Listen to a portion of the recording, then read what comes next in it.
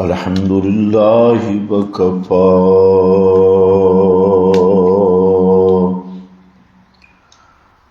والصلاة والسلام على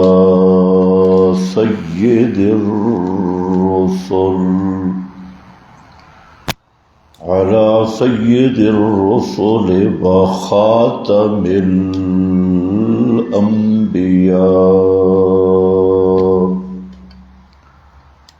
أما بعد فأعوذ بالله من الشيطان الرجيم. بسم الله الرحمن الرحيم. قل أطيعوا الله والرسول فإن تولوا فإن الله لا يحب الكافرين. سبحان ربك رب العزة عما يصفون وسلام على المرسلين والحمد لله رب العالمين.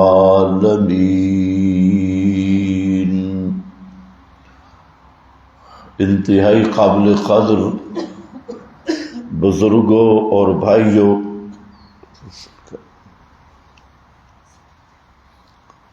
گزشتہ مسلسل مضمون میں آپ حضرات کے سامنے محبت رسول کا معیار اور اس کی علامات کو ذکر کیا گیا، جس میں سب سے پہلا معیار وہ ہے مشن رسول کو اپنانا، اور جو دعوت رسول صلی اللہ علیہ وسلم ہے اس پر اخلاص کے ساتھ ایمان رکھنا۔ دوسری بات میں نے ذکر کی کہ معیار پیغمبر کریم صلی اللہ علیہ وسلم کی سنت سے پیار اور بدعات سے نفرت۔ جب تک آپ کی سنت سے محبت اور بدعات سے نفرت نصیب نہیں ہوتی، اس وقت تک محبت رسول کی سچائی نصیب نہیں ہوتی۔ اس سلسلہ میں گزشتہ بیان میں نے آپ حضرات کے سامنے بہت ساری مثالیں ذکر کی تھیں کہ اصل بات جو ہے وہ ہے اتباع رسول، اور اس کے مقابلہ میں ہے اتباع الہوا، خواہش کی اتباع، چاہے وہ خواہش کسی بڑے کی ہو یا چھوٹے کی ہو، تقلیداً ہو یا تجدیداً ہو، جس رنگ میں بھی ہو، تو ہوا اور خواہش کی اتباع یہ ہے ضلالت کی بنیاد، اور پیغمبر کی اتباع ہے ہدایت کی بنیاد۔ اسی معیار پر صحابہ کرام علیہم الرضوان کا ذہن تیار ہوا کہ چھوٹی سی چھوٹی بدعت کو بھی وہ برداشت نہیں کرتے تھے۔ ذرا سی بدعت آ گئی، بدعت سے پرلے درجے کی نفرت، حتیٰ کہ حضرت عبداللہ ابن عمر رضی اللہ تعالی عنہ ان کو چھینک آئی، اور چھینک میں ضابطہ ہے، جس کو چھینک ہے وہ الحمدللہ کہے گا، سننے والا یرحمک اللہ کہے گا۔ تو انہوں نے الحمدللہ کہا، اور سننے والے نے کہا یرحمک اللہ وسلام علی رسول اللہ۔ اب بظاہر یہ جو جملہ ہے یرحمک اللہ کے ساتھ سلام علی رسول اللہ، اس میں تو کوئی خرابی نہیں، اللہ تجھ پہ رحم کرے اور نبی کریم علیہ السلام پہ سلام ہو۔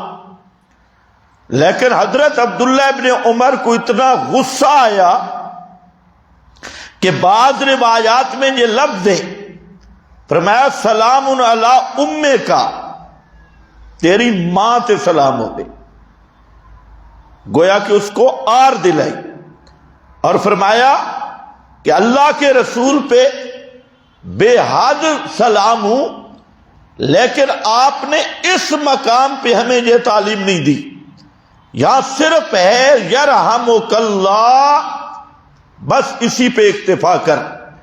تو آپ اندازہ کر لیں وہ کوئی مربج طریقہ بھی نہیں بن گیا تھا کہ بدعت ایک خاص شکل اختیار کر جائے، ایک خاص حیت اختیار کر جائے یا التزام کی حد تک چلی جائے، نہیں، انہوں نے تو ایک جملہ کہہ دیا سلام علی رسول اللہ، لیکن اس کو بھی حضرت عبداللہ ابن عمر نے برداشت نہیں کیا تاکہ پیغمبر کی تعلیم مسخ نہ ہو، اپنی طرف سے کوئی زیادت یا نقص نہ آئے، دین محفوظ رہے۔ ایک آدمی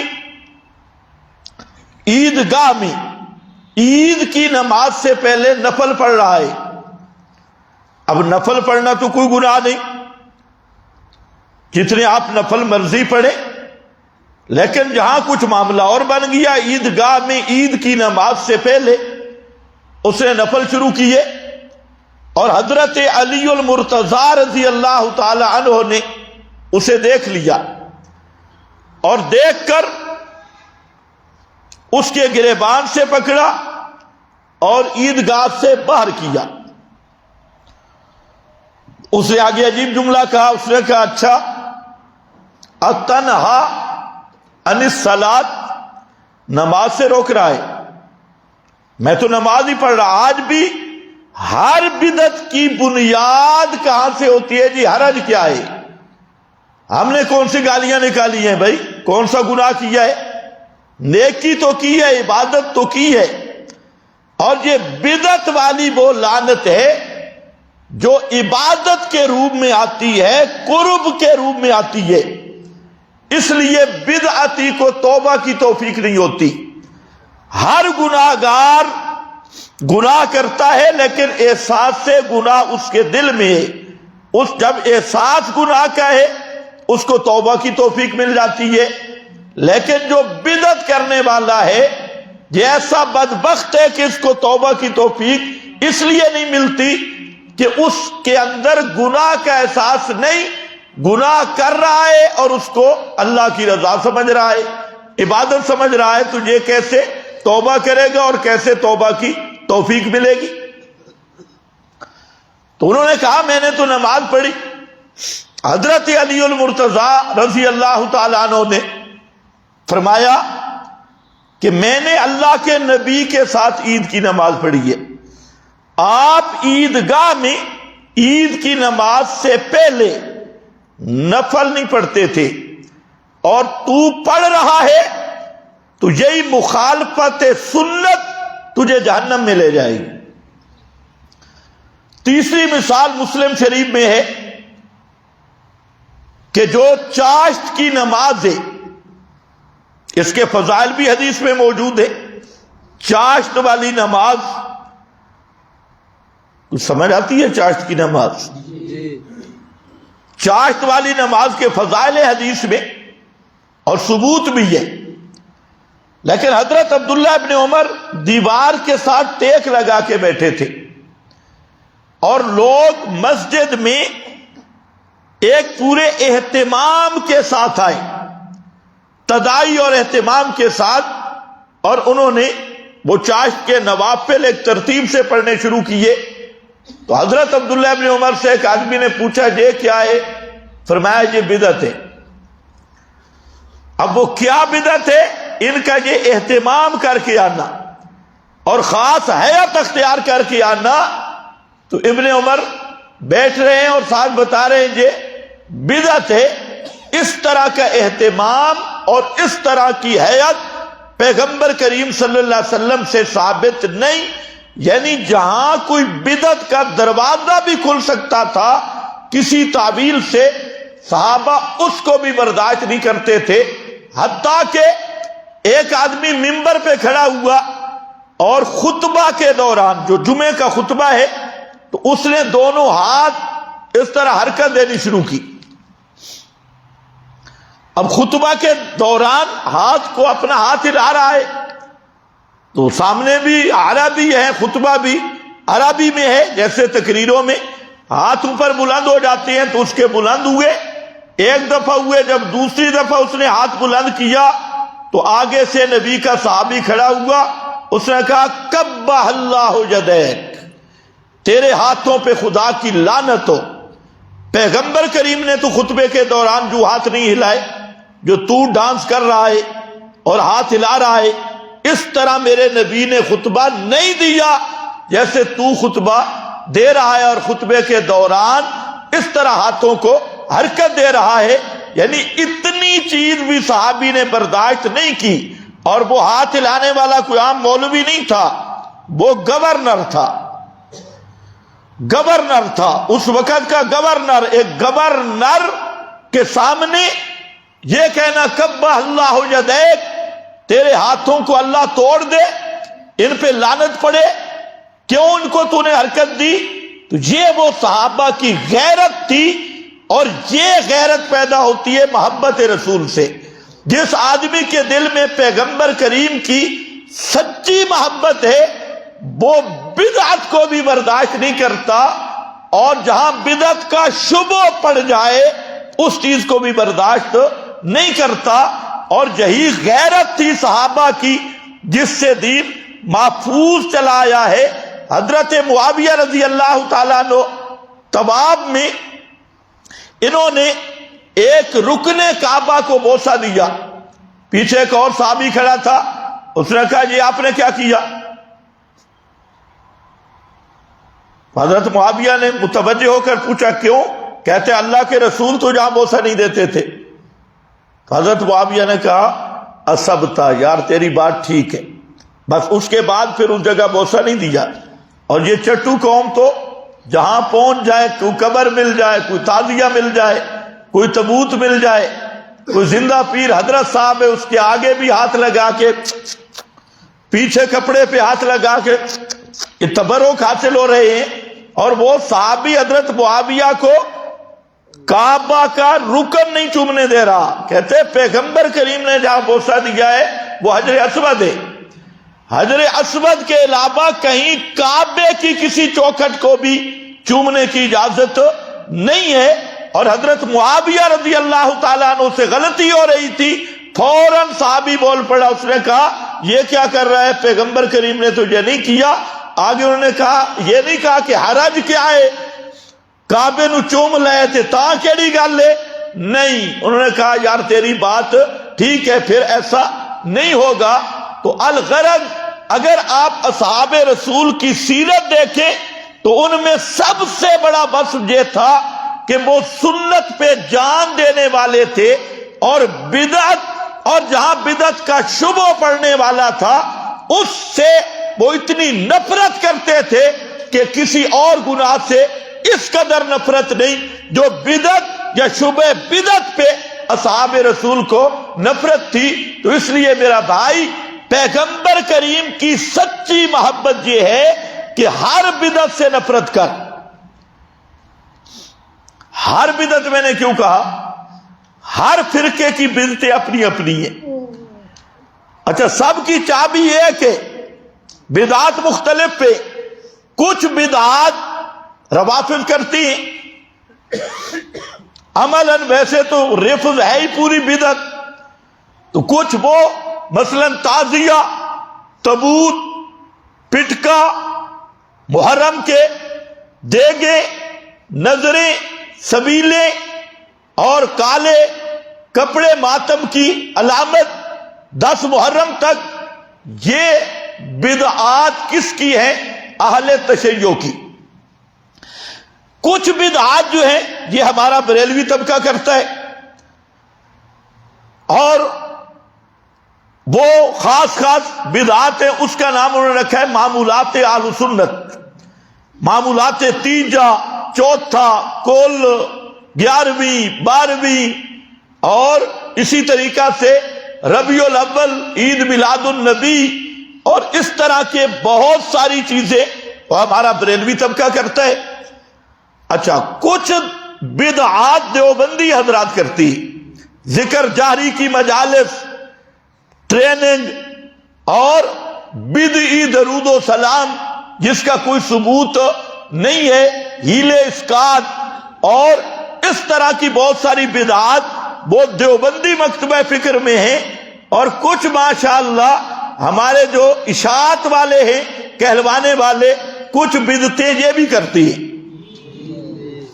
ہر علاقے میں سرگودا، منڈی بہاؤالدین، اوپر کے علاقوں میں جائیں تو وہاں پر اشاعتیوں نے ایک بدعت ایجاد کی کہ جہاں دوسرا طبقہ کل پہ ختم پڑھتا تھا اور تلاوت کرتا تھا، یہ بھی کل پڑھتے ہیں اشاعتی، لیکن یہ وہاں جا کے درس قرآن دے کے آتی ہے، اور پھر کیا کہتے ہیں، وہ ختم پڑھتے ہیں اور ہم کیا کرتے ہیں، درس قرآن دے کر آتی ہے۔ میں نے کہا وہ ایک دفعہ اگر وہ ختم پڑھے کل والے تو وہ ایک لعنت کا مصداق ہے کہ انہوں نے پرانی بدعت پہ عمل کیا، اور تم نے ایک بدعت گھڑی بھی ہے تو تم پھر ڈبل لعنتی ہو۔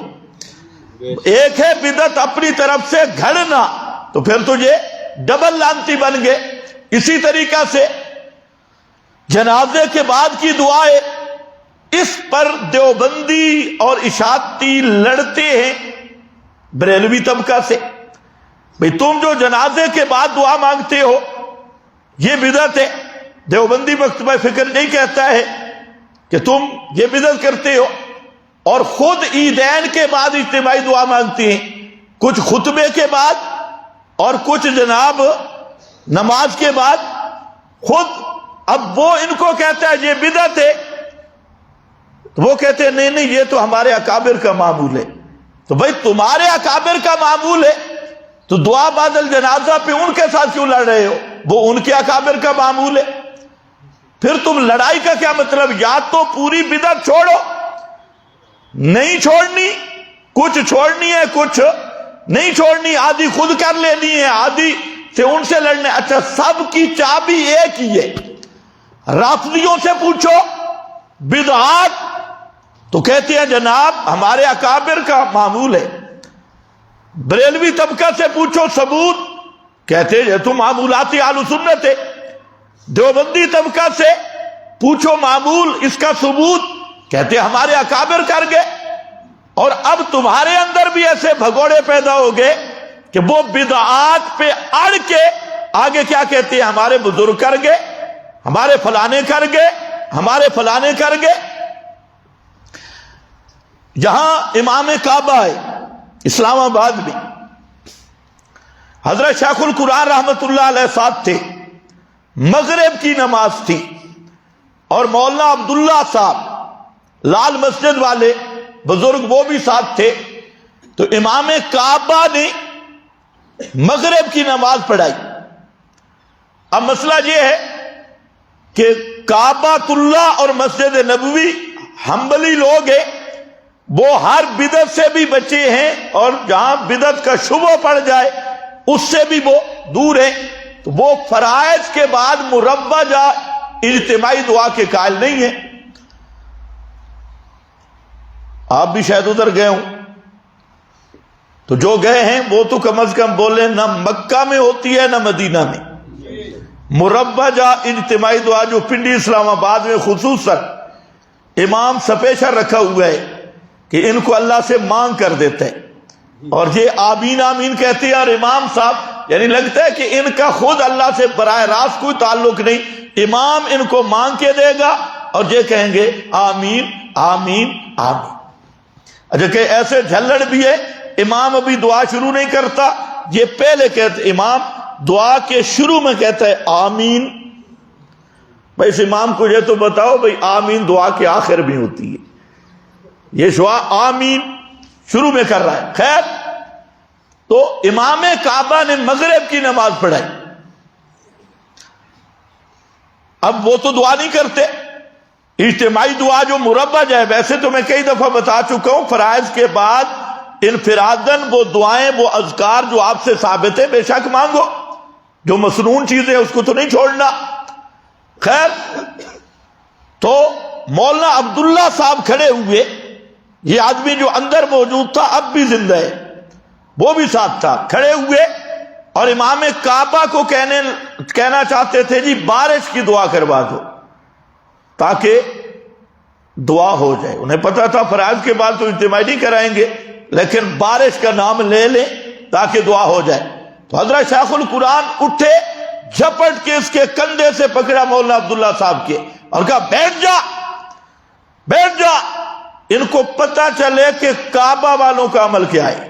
ہم اگر یہ مسئلہ بیان کریں گے ہمارے گلے پڑیں گے کہ فرض نماز کے بعد اجتماعی دعا کا ثبوت نہیں، اور آج انہیں پتا چلے کہ کعبہ والا امام نماز کیسے پڑھاتا ہے. خبردار دعا کا نہیں کہنا، بیٹھ جا. یہ حضرت شیخ القرآن رحمت اللہ تعالی علیہ خود یہ بات کی.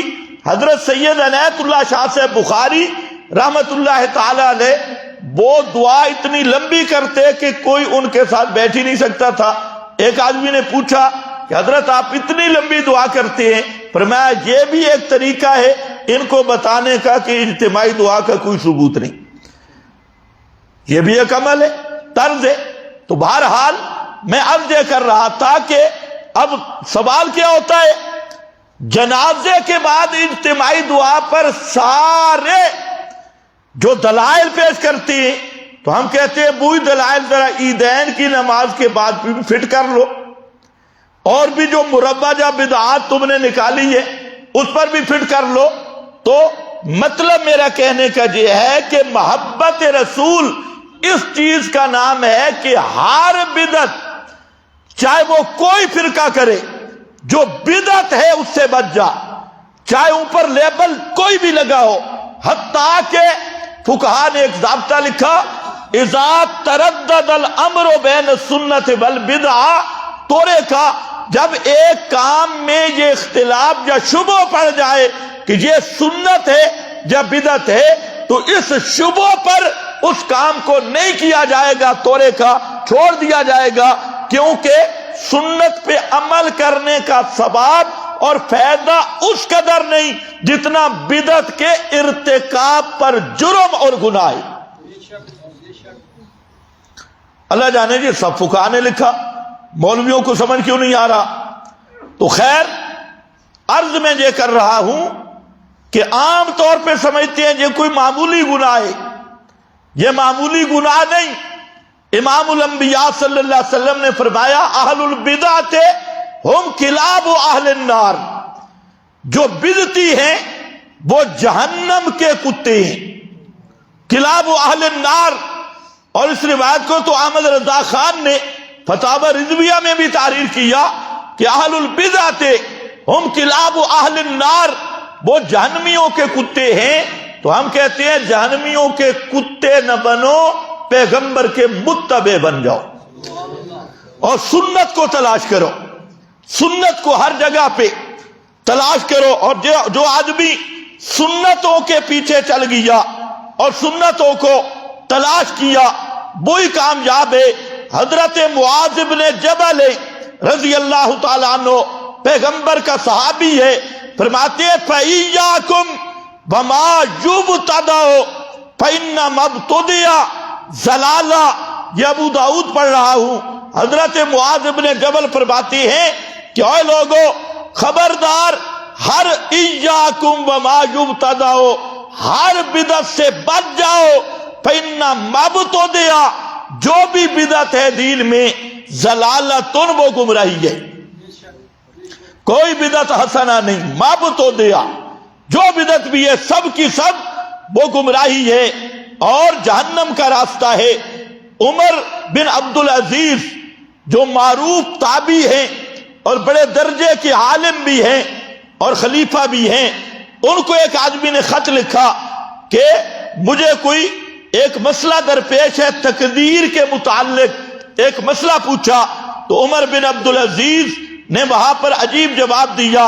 اس نے کہا اما بعد اوصی کا بتقوی اللہ، اما بعد میں تجھے وصیت کرتا ہوں اللہ سے ڈرنے کی، بتقوی اللہ، اللہ سے ڈرنے کی وصیت کرتا ہوں، والاقتصاد فی امرہ واتباع سنت نبیہ، اللہ کے امر جہاں اللہ کا حکم ہے انصاف کے ساتھ اس حکم پر اکتفا کر، اسی پہ عمل کر، اور پیغمبر کریم صلی اللہ علیہ وسلم کی سنت پہ چل صلی اللہ علیہ وسلم.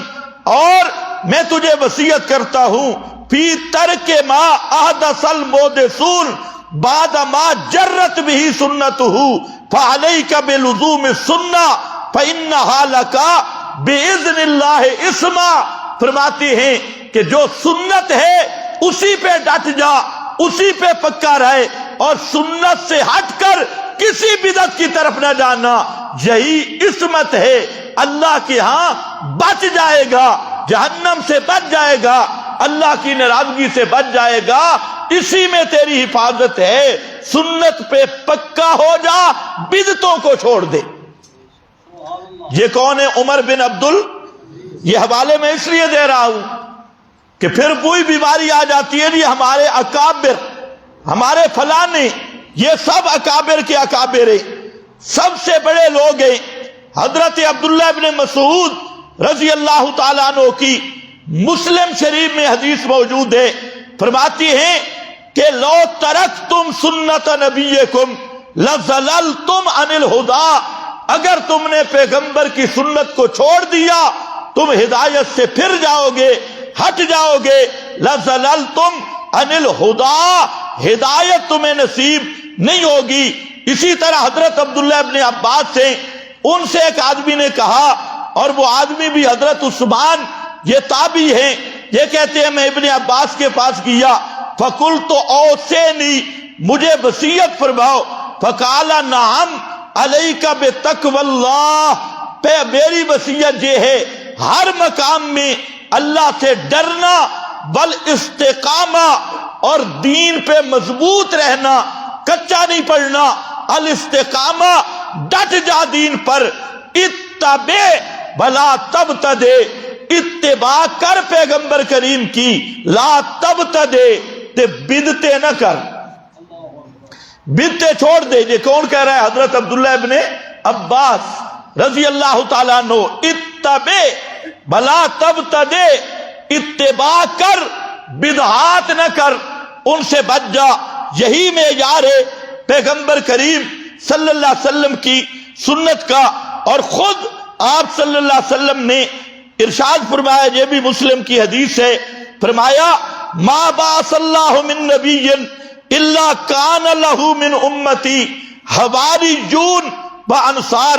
اللہ نے جتنے نبی بھیجے، ہر پیغمبر کے اس کی امت سے خاص لوگ، انصار مددگار، حواری ان کے خواص، مخلص یار وہ ہوتے ہیں. اور وہ کون ہوتے ہیں؟ حواری اور انصار پیغمبر کے. یستنون بسنتی ویتبعون ہدیہ، جو پیغمبر کی سنت کو اختیار کرتے ہیں اور پیغمبر کی ہدایت اور طریق کی اتباع کرتے ہیں. ثم یخلف من بعدہم خلوف، پھر ان کے بعد جانشین آ جاتی ہے. حواریوں، مخلصین، اور مخلصین کا معیار کیا بتایا؟ پیغمبر کے انصار مددگاروں کا معیار کیا ہے؟ یستنون بسنتی ویہتدون یتبعون ہدیہ. پیغمبر کا مخلص اور پیغمبر کا مددگار وہ ہے جو پیغمبر کی سنت کو اپنائے، پیغمبر کے طریق کو اپنائے. یہ ہے حواری رسول، یہ ہے انصار رسول.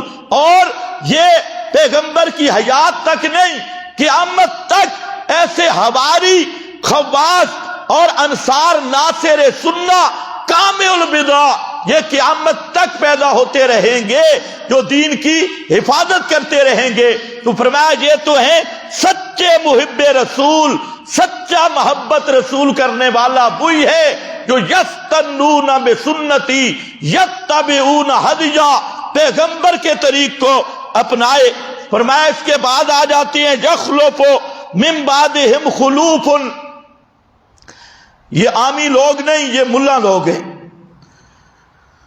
ملا لوگ، ایسے خلیفے خلوف یقولون ما لا یفعلون ویفعلون ما لا یؤمرون، وہ کام کرتی ہیں جو خود عمل نہیں، اور یفعلون ما لا یؤمرون، ایسے کام نکالتے ہیں جو شریعت میں ثابت ہی نہیں، پیغمبر نے انہیں حکم ہی نہیں دیا۔ آگے ذرا آپ سے خطاب ہے، جہاں تو ان مولویوں کی بات ہے کہ ایسے کام کرواتے ہیں جو پیغمبر کی شریعت سے ثابت ہی نہیں، تم نے کیا کرنا ہے؟ فرمایا من جاہدہم بجدہ فہو مومن، ایسے آدمی کے ساتھ جو تلوار سے جہاد کرے، من جاہدہم بجدہ فہو مومن، جو تلوار سے جہاد کرے ہاتھ سے وہ مومن ہے۔ ومن جاہدہم بلسانہ، اور اگر تلوار سے طاقت نہیں تو یہ زبان بھی تلوار والا کام کرتی ہے، لسان ہی، زبان سے ان کو ضربیں لگاؤ، ان کی بدعات کو اکھیڑے، فہو مومن، وہ بھی مومن ہے۔ اگر زبان سے بھی طاقت نہیں تو فرمایا ایک حدیث میں تو جہاں تک ذکر کیا ہے کہ لیسا براء ذالک من الایمان، اگر یہ زبان جہاد سے نہیں روکتا تو رتی جتنا ایمان بھی نہیں، حبہ، سرسوں کے دانے جتنا۔ اور ایک اور حدیث میں آ گیا، تھوڑی سی رعایت مل گئی کہ اگر ہاتھ سے بھی نہیں تو پھر کم از کم دل میں نفرت ہو، دل میں نفرت ہو، اگر دل میں بھی نفرت نہیں تو پھر ایمان کا ذرہ بھی نصیب نہیں ہوگا۔ تو یہ کس کے لیے ہے؟ یہاں دو باتیں، پیغمبر کی سچی محبت اتباع اور بدعات سے نفرت ہے، بدعات کے خلاف جہاد ہے، اور جو بدعت کرنے والے ہیں ان کے ساتھ جہاد کرنا ہے، انہیں گلے نہیں لگانا، انہیں بابا جی نہیں کہنا، آپا جی، اور انہیں بزرگ نہیں کہنا، جاہدہم، ان سے جہاد کرنا ہے، زبان سے، تلوار سے، زبان سے نہیں تو کم از کم دل کے اندر ان سے نفرت ہوگی، اور تب ایمان بچے گا، ورنہ ایمان نہیں بچے گا۔ یہ تو روایت بخاری اور مسلم کی ہے، اور اسی طرح حضرت ابو ہریرہ رضی اللہ تعالیٰ عنہ کی، اور جہاں پر اس سے ملتی جلتی اگر یہ سلسلہ شروع ہو جائے تو پھر یہ ختم ہونے والا بھی نہیں۔ خلاصہ یہ ہے کہ میں نے عرض کیا ہے کہ دوسرا جو سب سے بڑا معیار، پیغمبر کا مشن مان کے، توحید مان کے شرک سے نفرت کرو، اور پیغمبر کی سنت پہ چل کے بدعت سے نفرت کرو۔ جو دو چیزوں میں آدمی پکا ہو جائے یہ ہے سچا محب رسول۔ پھر اس کے تقاضی اور علامات، ان میں ایک علامت محبت رسول کی ہے محبت قرآن۔ علماء نے لکھا کہ پیغمبر کریم کے ساتھ محبت کی علامت ہے حب القرآن، قرآن کے ساتھ محبت کرنا، کیونکہ یہ قرآن یہ میرے نبی کی پوری نبوت کا ترجمان ہے، یہ قرآن میرے نبی کی پوری محنت اور پوری مشقت اور پوری نبوت والی سعی کا حاصل ہے۔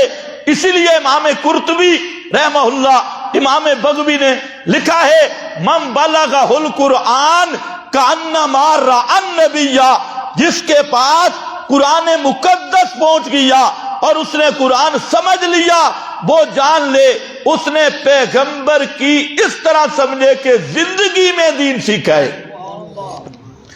کأنما رأى النبی، وہ اس طرح سمجھے کہ وہ نبی کی زندگی میں دین سیکھ رہا ہے، کیونکہ پیغمبر کریم نے ساری زندگی کیا سکھایا؟ قرآن سکھایا۔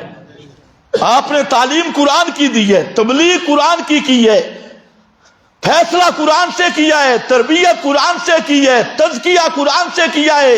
آپ کے پوری نبوت اور رسالت پر جو نصاب ہے نبوت رسالت کا وہ قرآن ہے۔ یہی وجہ ہے کہ ایک آیت ہے کہ من بلغ، اس آیت پر سب مفسرین نے لکھا ہے کہ من بلغہ القرآن کانما رأى النبی، جس کے پاس قرآن پہنچ گیا اور اس نے قرآن کو سمجھ لیا اور قرآن کو مان لیا، وہ اس طرح سمجھے کہ اس نے سامنے بیٹھ کے پیغمبر کریم سے دین حاصل کیا ہے۔ یہ کیوں کہا؟ یہ اس لیے کہا کہ آج اگر قطعی اور یقینی طور پہ ہم کہہ سکتے ہیں کہ آپ کے سینہ مبارک سے جو چیز نکل کے ہم تک پہنچی ہے وہ یہ قرآن ہے۔ آپ کے قلب اطہر سے جو چیز نکل کے پہنچی، اسی لیے آپ نے فرمایا پہلے انبیاء کو بڑے معجزات دیے گئے، فرمایا اللہ نے مجھے قرآن والا معجزہ دیا، اور آگے فرمایا اس قرآن کی وجہ سے میری امت میں باقی انبیاء کی نسبت کثیر لوگ ہوں گے جن کو ہدایت ملے گی اس قرآن کی وجہ سے۔ تو حب القرآن یہ ہے علامت حب النبی کی، لیکن جہاں پر بھی شیطان نے ڈنڈی ماری، اس نے کیا محبت قرآن تمہیں بتا دی کہ ختم پڑھو۔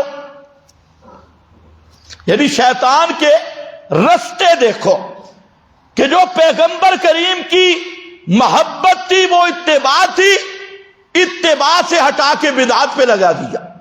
اتباع پہ وہ مزہ اس کو نہیں آتا جتنا بدعت پہ آتا ہے، نماز پڑھنے کا وہ مزہ نہیں ہے جتنا عرس میں ڈانس کرنے کا ہے، مسجد میں آنے کا وہ مزہ نہیں ہے جو بابے کے مزار کا طواف کرنے کا ہے، کعبۃ اللہ کی حج میں اس کو وہ چس نہیں آتی جو لالا شہباز قلندر کا وہ گٹر کا پانی پینے میں سے چس آ رہی ہے۔ تو پیغمبر محمدی نظام میں اسے عدل و انصاف نظر نہیں آتا، اور اپنے آپ کو محمدی کہہ کر اپنے اندر نظام عادل اور انصاف وہ کس سے لے رہا ہے؟ امریکہ اور برطانیہ سے۔ ہے مسلمان، اس کو کافر کہنا بالکل ناجائز ہے، بڑے مفتی کہتی ہیں، اور باقی سارا مسلمان ہے صرف یہ کہتا ہے کہ محمدی نظام نہیں چاہیے، انگریز کا نظام چاہیے۔ اور میں کہا کرتا ہوں کہ آج کلمہ گو انگریز ہمیں مل رہے ہیں، یہ نقطہ سمجھنے والا ہے۔ کلمہ گو مسلمان نہیں، کلمہ گو انگریز۔ کلمہ پڑھ لیا لیکن سر سے لے کر پاؤں تک انگریز ہے، لباس انگریزی، سوچ انگریزی، تعلیم انگریزی، ذہن انگریزی، حتیٰ کہ پینٹ پتلون انگریزی، گھر انگریزی، بار انگریزی، کھانا انگریزی، کھڑے ہو کے پینا انگریزی، سب کچھ انگریز ہے، صرف کلمہ پڑھنے والا۔ تو اس کو ہم کیا کہتے ہیں؟ کلمہ گو مسلمان نہیں ہے، یہ کلمہ گو انگریز صلیبی ہے۔ اس نے کلمہ پڑھا ہے لیکن اس کا پورا مزاج یہودیت اور صلیب کا ہے، اور وہی انگریز ہے۔ یہی آج دیکھیں گے اکثر لوگ کلمہ گو ہو کر پھر کیا ہے؟ انگریز ہے۔ اے پیچھے تمہارے کوئی سیاسی ایک نعرہ لگاتے ہیں ریاست مدینہ، ہمارے کئی مولوی بھی کہتے ہیں ماشاءاللہ جی ریاست مدینہ آ رہی ہے، اور اس کو یہ نہیں پتا کہ ریاست مدینہ کی تشکیل کیا ہے؟ یہ عورتیں نچانے سے ریاست مدینہ بنتی ہے۔ رات کو نوجوان لڑکے نوجوان لڑکیاں ان کے اختلاط اور ملے جلے جلوس، اس سے ریاست مدینہ بن جائے گی۔ اور پہلے مدینہ کی ریاست تب بنے گی کہ مدینے والے کی اتباع تو کرنا۔ مدینے والے نے عورت کو پردہ دیا اور تم نے سیاسی طاغوت کی پیروی میں عورتوں کو سرے بازار نچایا۔ تم کون ہو ریاست مدینہ والے؟ یہ تو بہتر ہے، اس سے تو مولوی صاحب بہتر ہے، وہ کہتے ہیں اب دین بدل گیا، اب جہاد بھی پرانا نہیں رہا، تلوار والے جہاد سے بھی جان گئی، فلاں بھی گئی، اس کے بعد ہم پکے ٹھکے طاغوتی ہیں اور طاغوت کے غلام ہیں. بندہ بے ایمان بھی بنے نا تو کھلا ہو کے بنے. ریاست مدینہ اس طرح قائم نہیں ہوتی. ریاست مدینہ قائم ہوگی ہر طاغوت پہ لعنت کر اور اپنے ملک میں قانون کتاب و سنت کا چلا. یہ مدینے والے کا قرآن ہے, وہاں سے آیا ہمیں ملا. اب یہ قرآن جب تک تیری اسمبلی میں نہیں, جب تک تیری عدالت میں نہیں, جب تک تیرے سپریم کورٹ میں نہیں, مجرم کے سر پہ قرآن ہے لیکن جج کے ہاتھ میں انگریز کا قانون ہے. کلمہ نبی کا پڑھتا ہے اور قانون سارا وکیل کے پاس انگریز کا, جج کے پاس انگریز کا, دفعات سارے انگریز کے. تجھے اگر ان کو میں کلمہ کو انگریز نہ کہوں تو کیا نام دوں؟ ابھی ماشاءاللہ ہمارے ایک آرمی چیف آئے حافظ قرآن. اس پر مجھے بڑی خوشی ہے کہ حافظ قرآن آ گیا. تو میں تو اس کو مشورہ دوں گا کہ یہ جتنے طاغوتی ہیں آپ کے سینے میں خدا کا قرآن ہے اور ان سارے سیاسیوں کو الٹا لٹکا کے اس ملک میں قرآن کا قانون نافذ کر دے. کرنا چاہیے یا نہیں؟ بھائی حافظ قرآن یہ آپ کی خوش قسمتی ہے کہ آپ کا تو اب جرنل حافظ قرآن ہے.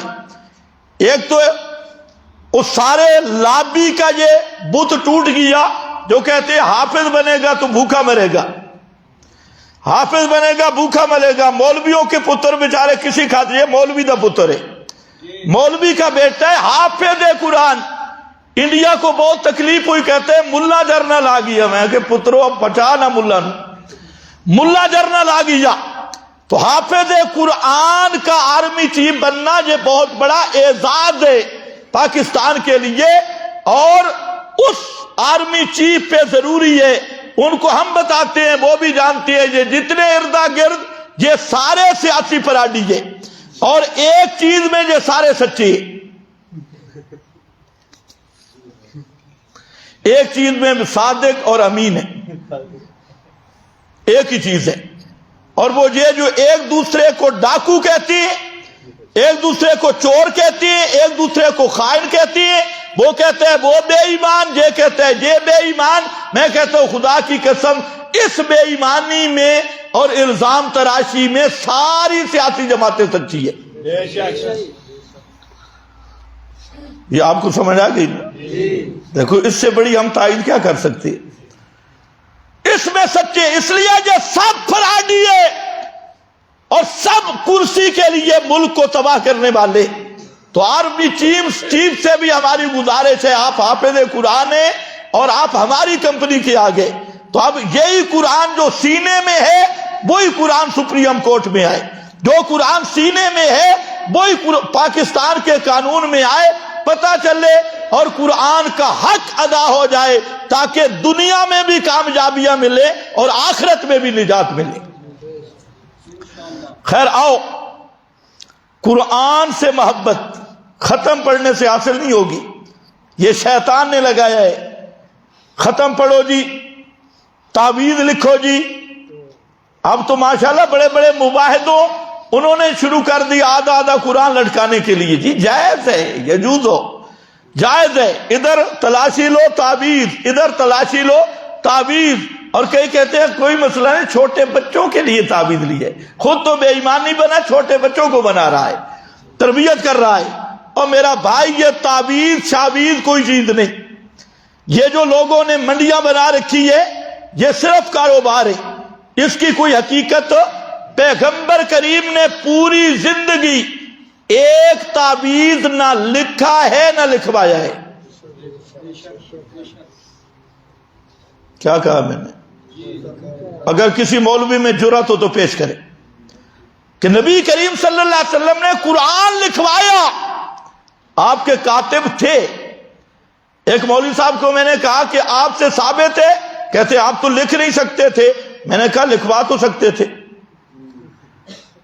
یہ بھی ایک بات سے لکھ سکتے نہیں تھے, کیا نہیں لکھ سکتے تھے, لیکن لکھوا تو سکتے تھے.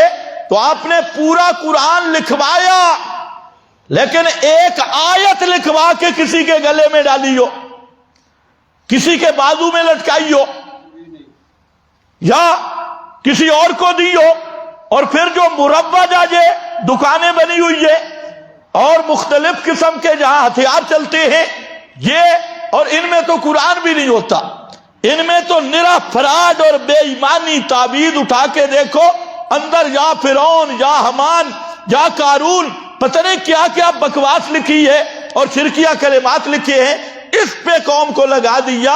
یہ قرآن کے ساتھ دشمنی ہے، یہ قرآن کے ساتھ محبت نہیں۔ قرآن بیچنا، تقریروں میں بیچنا، فتوے بیچنا، مسئلے بیچنا، ختم بیچنا۔ ہم گجرانوالہ میں تھے، قاری صاحب تھے، اس نے ماشاءاللہ ہم نے جتنے دیکھا، ہم پڑھ رہے تھے تو وہ قاری صاحب کو ہم جانتے تھے، اس قاری صاحب نے ہم 2 مہینے سے دیکھ رہے تھے، اس نے کبھی ایک لفظ بھی تلاوت نہیں کی، نماز نہیں پڑھتا تھا، تلاوت کرنا تو دور کی بات، سو ہے خر خر خر۔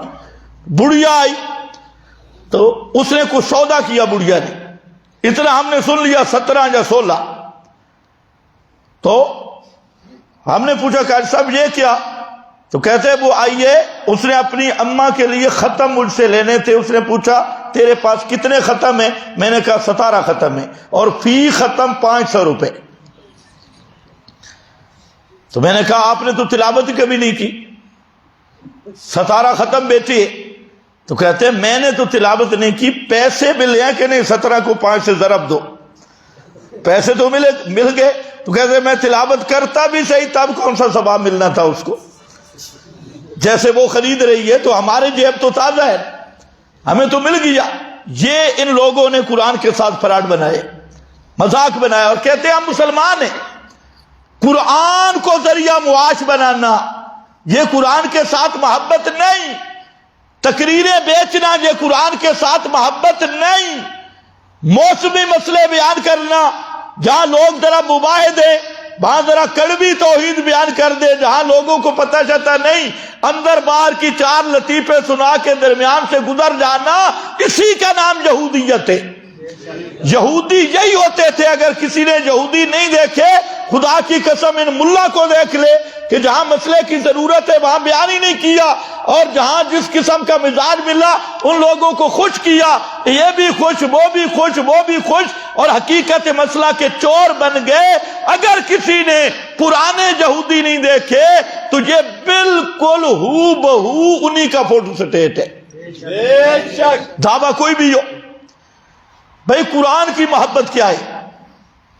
سبحان اللہ، قرآن کی محبت یہ ہے، سب سے پہلی چیز اس قرآن کو پڑھنا سیکھ، جس عمر کا بھی ہے۔